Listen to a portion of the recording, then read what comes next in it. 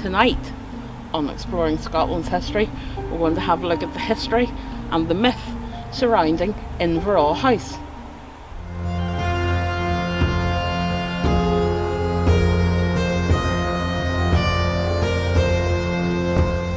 Inverawe House has appeared on maps for hundreds of years. This is not the original house, it is presumed.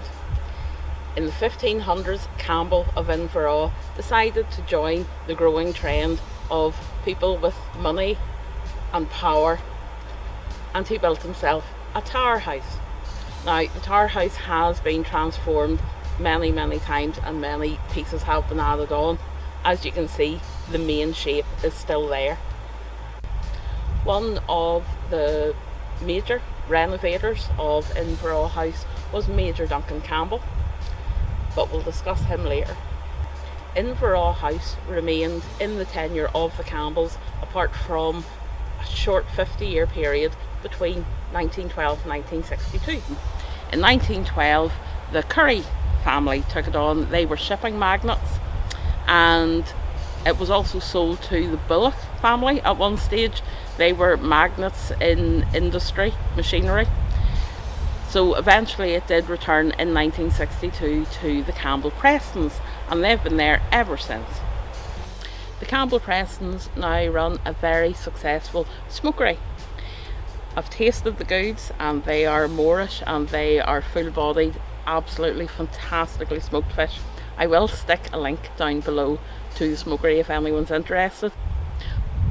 But we must get back to Major Duncan Campbell.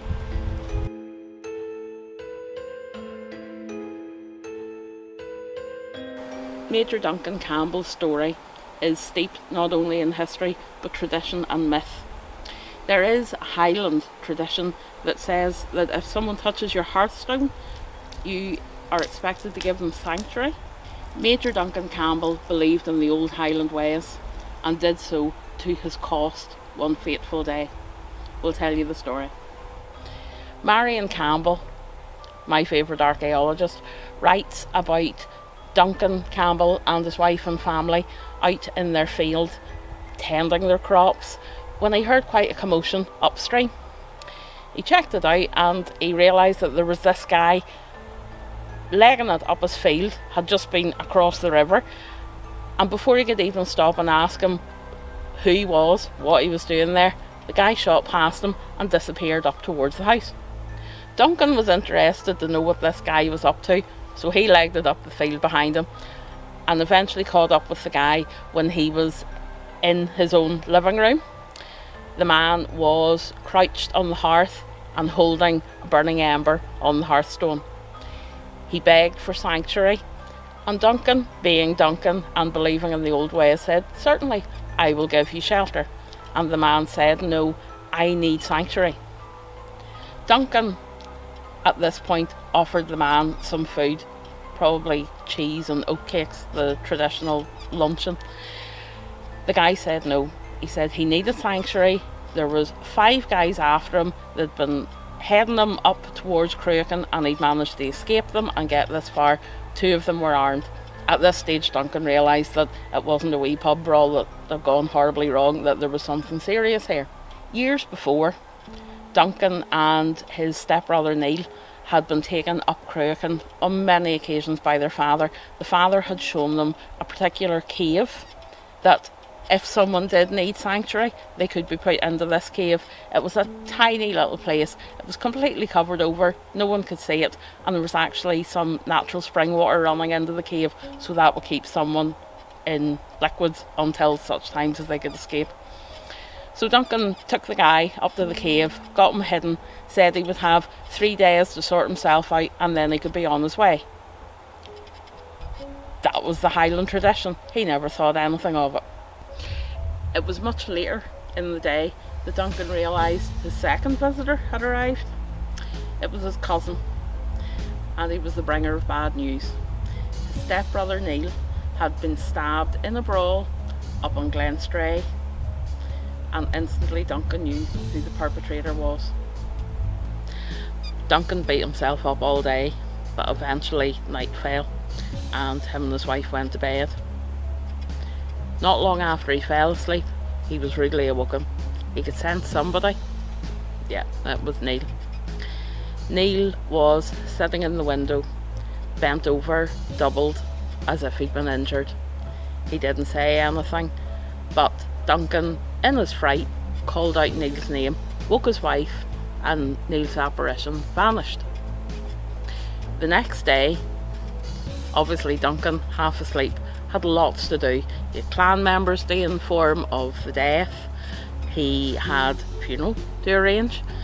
He really was mulling over whether he should possibly go to the sheriff. And then he thought, no, the old ways, I'm sticking to them. By the evening, he was shattered mentally and physically and fell into bed. Yeah, he was rudely awoken again by his brother. Silent again, and Duncan pleaded with him, and Duncan spoke to him and said, look, you know the old Highland tradition. I have given this man sanctuary. There's absolutely nothing I can do about this. The old traditions are older than the sheriffs in the area. Neil said nothing and vanished. We get to the third night. Duncan wasn't expecting to sleep, but Duncan did sleep. And he was woken with a start again, but this time it was the rushing water of the Inverawe. And then he saw who was in the corner. It's Neil again. He kept on at Neil about old Highland traditions and how he was sorry about what he'd done, but he couldn't go back on what he'd done. And he eventually pleaded Neil to tell him something of comfort. Neil was silent for a second or two, and then he said to him, we will meet again in 𝕿𝖍𝖊 𝕲𝖍𝖔𝖘. Meant nothing to Duncan. He did sleep, and time went on. He wondered, was the word Gaelic, and he couldn't find a translation, and eventually it left his mind. 18 years later, time has gone on, and Duncan has joined the army and has obviously risen up the ranks. He is in the States, very close to where modern day New York is, and he was to fight in a battle called the Battle of Caroline. And the night before the battle, Duncan knew his fate was sealed in 1758. Neil appeared. Duncan learned that 𝕿𝖍𝖊 is Native American for Caroline. He went out onto the battlefield the next day. It was a bloody battle. He was mortally wounded, and he lay in agony for 10 days before he passed on. He never got back to his beloved Inverawe. He's buried close to where he fell, and it said you can still see the headstone today.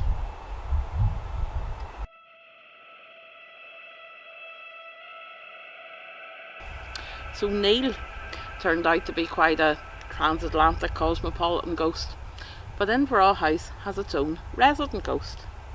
It's a green lady, aka Green Jean.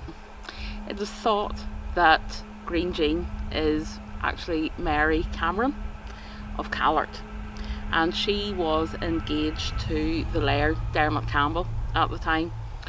Her whole family, including her, contracted the plague, and such was his love for her that he stole her away and took her to a cave on Cruachan. Might have been the Ducat that the last story was about, who knows. He cared for her in the cave until she got over the plague, and she was the sole survivor in her whole family. Then he married her, and they had quite a sizable family.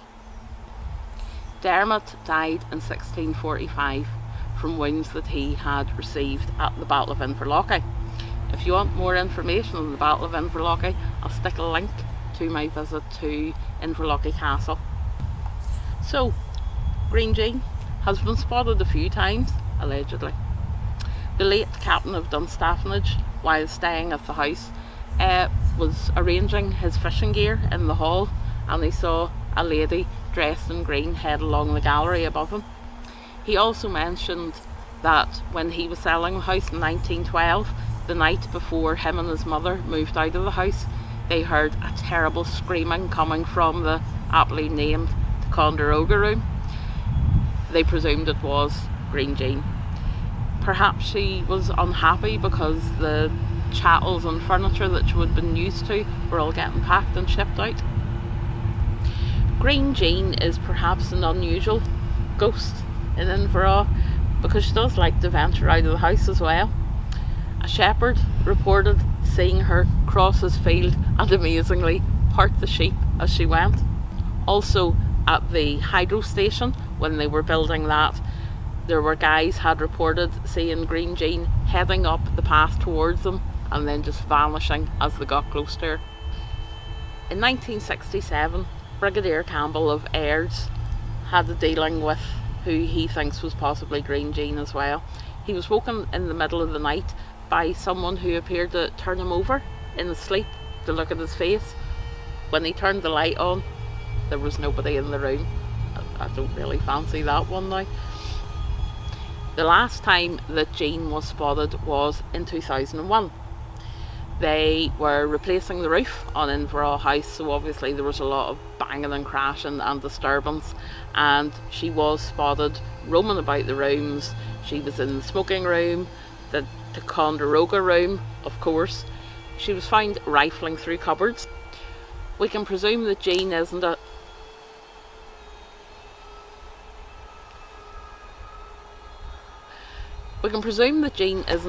ghost that really likes being disturbed. The present occupiers say there is no malevolence in her, but I expect if you leave her in peace, she'll leave you in peace. She's very keen to meet Campbells as well, apparently. So that's Green Jean. Even today, occupants say that they will hear doors closing and opening, and they'll set something down and it's never where you left it. I don't know, that's sometimes a man thing, I think. But anyhow, Jean is obviously not a malevolent ghost, but she doesn't like being disturbed either. What was that noise?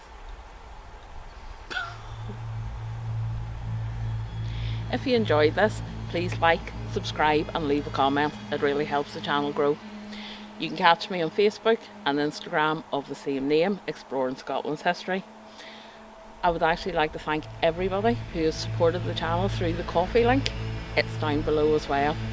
And thanks to Drake Outdoors, aka Him Indoors, who has helped me put this together. Until next time, thank you for watching. I'm getting out of here. I'm spooked.